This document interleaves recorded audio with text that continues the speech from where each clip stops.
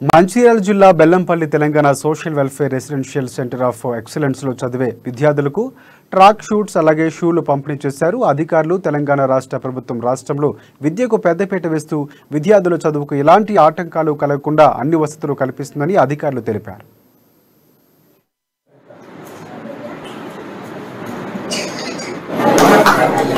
ఇంకా ఫెసిలిటీస్ ఎన్ని పంటలు ఇవ్వడము ఇట్లా కూర్చోబెట్టి మంచి పౌష్టిక ఆహారము మన సార్ కూడా బహుశా అదే స్కూల్లో చదువుకొని ఉండవచ్చు.